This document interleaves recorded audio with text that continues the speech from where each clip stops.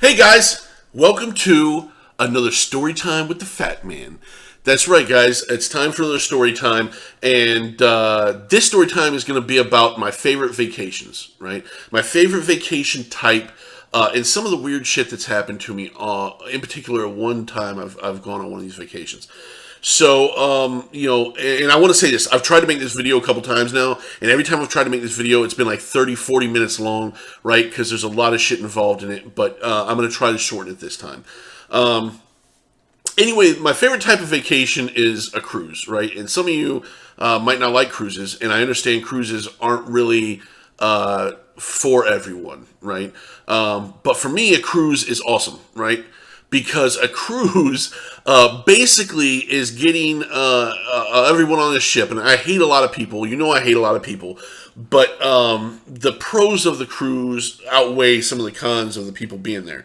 And for me, anyway. Right? So you get a whole bunch of people on a ship. You get them out in the middle of nowhere with nothing else to do except be fat and lazy. Right? There's literally nothing to do on a cruise ship except lounge around, be lazy, and eat a massive amount of food, right?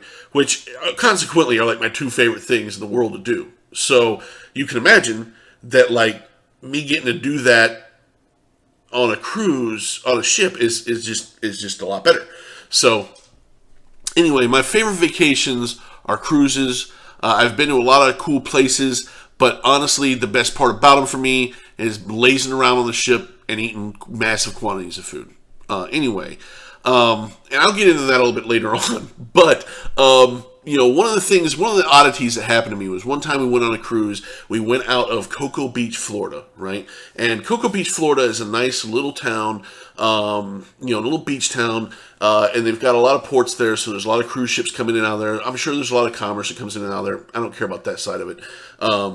But my now ex-wife and I decided we would get there a day early, right?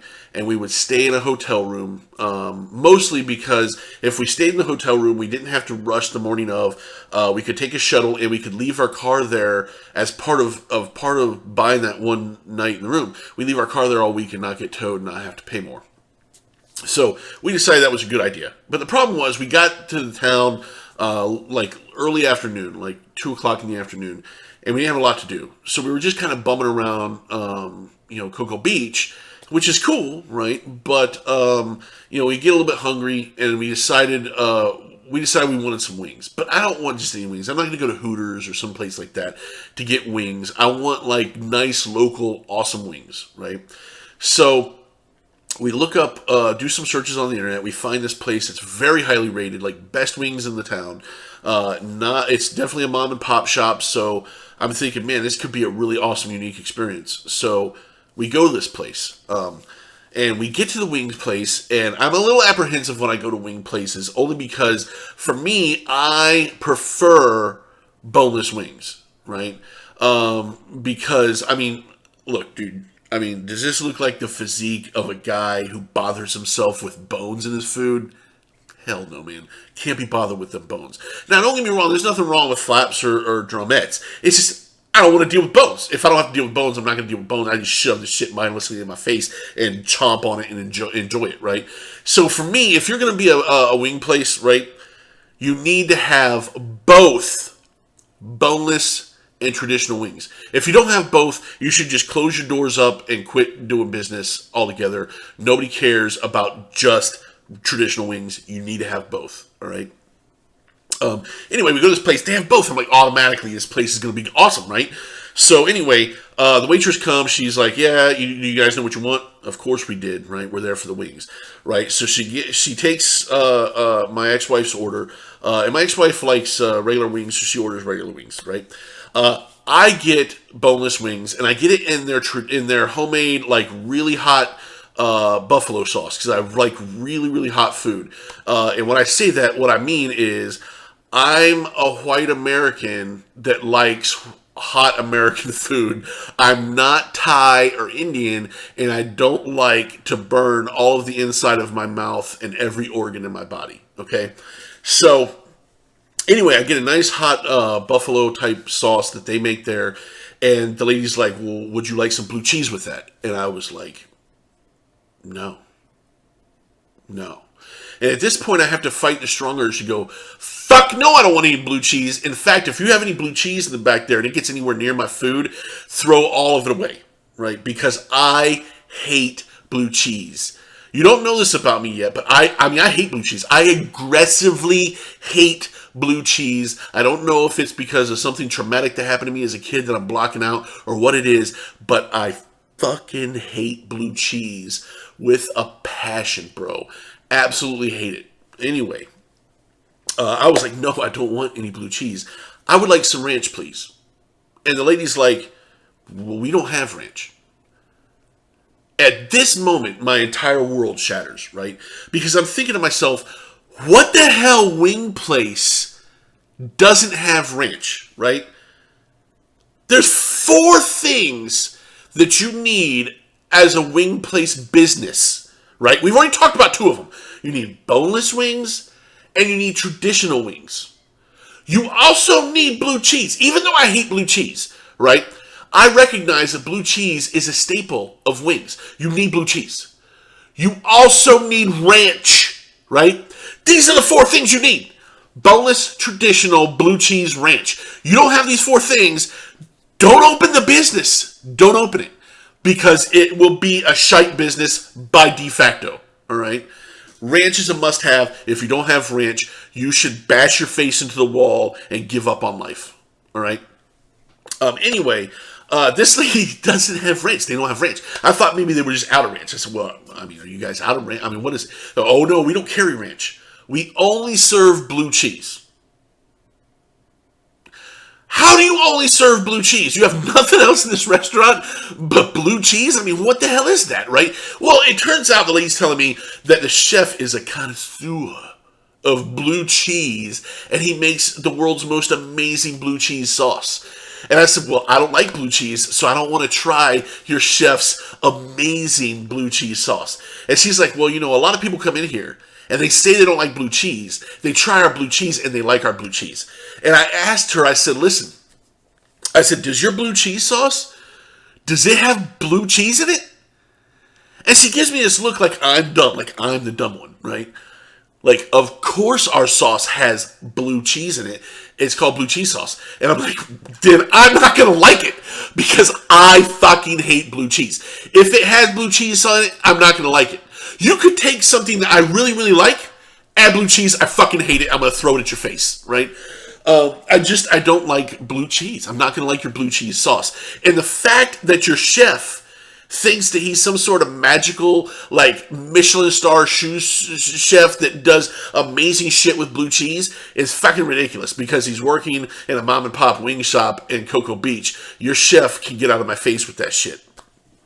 Anyway, you know, so I'm like, no, you know what, dude, just bring me the fucking wings because I'm hungry, right? And you're just going to have to bring me all the wings you have now. Just all of the boneless wings you have, just toss them in your sauce and bring them to me because I'm hungry, you don't have blue cheese, and I need massive quantities of food, right? So she leaves, right, and I'm sitting at the table with my ex, and I'm thinking, you know, the audacity of this place to not have ranch is ridiculous, right? And I'm thinking, man, I'm just going to drive down the road to like 7-Eleven or Publix or someplace like that, and I'm going to buy a bottle of ranch and bring it back, and I'm going to have my ranch. Right? And my ex-wife's like, oh, God, please, she tells me, please don't do that, right? Because I don't want to be kicked out of this place. I don't want to cause a scene. I don't want to do all this shit. And I'm thinking, I don't care. I'm going to do it. I'm going to bring the blue cheese. I'm going to squirt it on my thing. And then when the waitress comes and goes, hey, what is that? I'm going to squirt it in her face. I'm going to squirt it in her face, have some ranch, bitch, because that's what you need in this restaurant, right?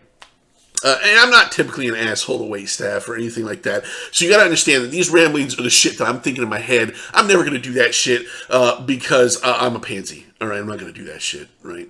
But the truth of the matter is that if I were to win the lottery for like hundreds of millions of dollars, I would probably go back and buy this restaurant and back a cement truck filled with ranch to the back door of the kitchen and just dump it in the kitchen. And then I would pay that chef like $400,000 a year. So much money he wouldn't leave. But I would tell him, from now on, there is no such thing as blue cheese. You never make blue cheese again. If I see even a hint of blue cheese around this restaurant, you're fired and I'll make sure you never work ever again. Right? That's the kind of shit that goes through my head. Anyway, we have these wings, and they're actually fantastic wings. They're actually great wings, right? But I don't have ranch, so I'm always going to be jaded against it. But so already the cruise has started off rough, right?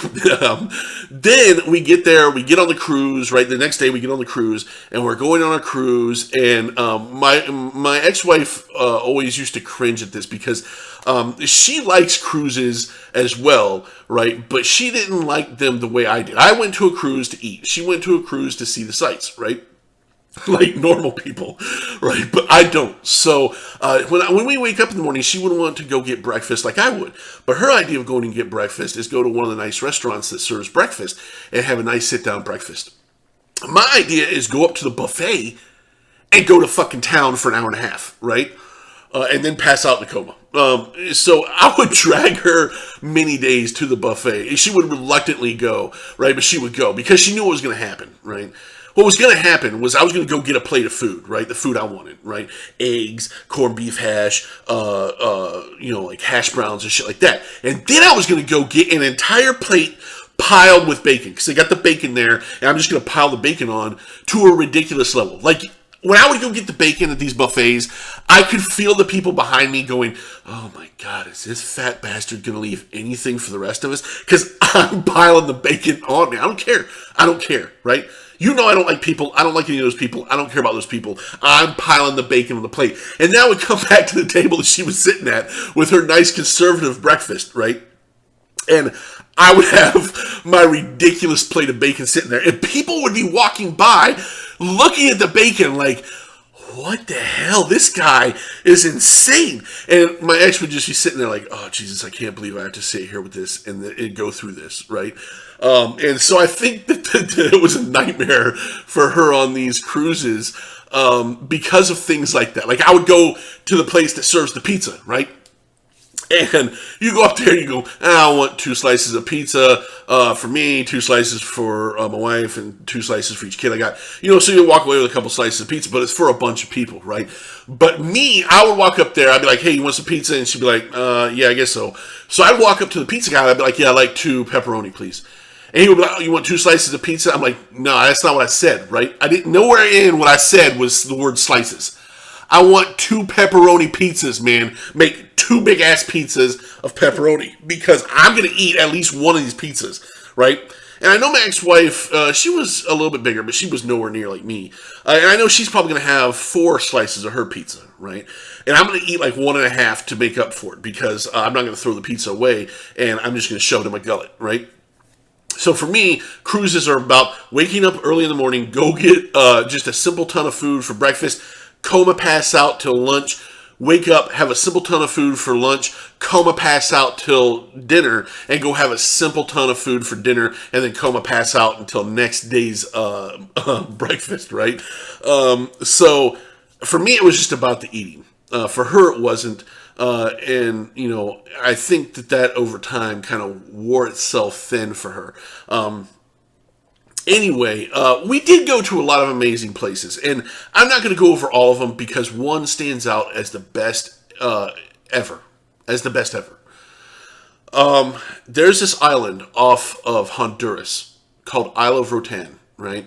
And it belongs to Honduras, so it's still Honduras land, right? But we would go to this island called Isle of Rotan in Honduras, and the whole island is basically a tropical rainforest, right? And it's absolutely beautiful, even though the whole island lives in massive poverty. And I'm talking about massive poverty. I'm talking about corrugated, aluminum and steel for your sides and top of your house and a dirt floor. Man, I'm talking very poor. But the people there are absolutely amazing. The views are absolutely amazing. It's one of the only places I've been in the world where they have native monkeys and all kinds of things. I mean, it's a true rainforest, man. This thing is amazing, right?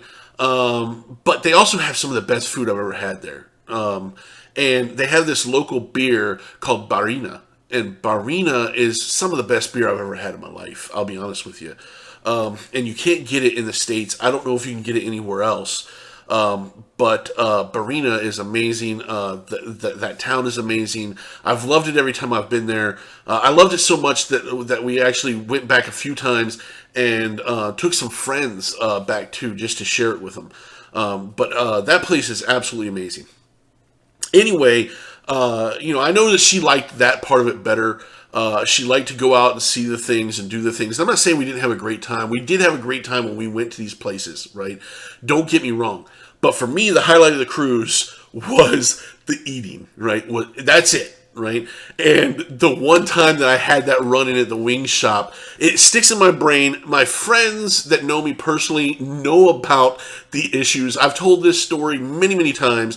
And they know my extreme hatred for blue cheese. So every time we go to a wing place or anything like that, everybody always teases me about it. People get blue cheese just to have it at the table, just to piss me off, right? I'm telling you, I hate blue cheese, and there's few things in this life that I hate more than blue cheese. It's really that bad. Blue cheese to me is absolutely horrid. I don't know why anybody would like it. It's possibly the most toxic substance that I've ever come into contact with in my entire life. Anyway, this is my story time. This might help give you a more rounded picture of the extent to which I go to for food and my associations with it in my life, and probably why I am the way I am. Anyway, I hope you enjoyed this story time. I encourage you to check out my other two story times about the cupcakes and the festivals. I try to keep it as interesting as possible. But all these stories are true. None of this shit is made up, right? All this shit actually happened to me and because of me. And it sounds made up. It sounds like a fucking episode of Seinfeld or some stupid shit like that. But all this shit is 100% true. I promise you. Ask anybody. And if I could get my ex-wife now, to comment on it, she would tell you 100% all this shit is true. Anyway, please like and subscribe. Leave me some comments on what you think. And, I'll see you guys next time. Thanks, guys.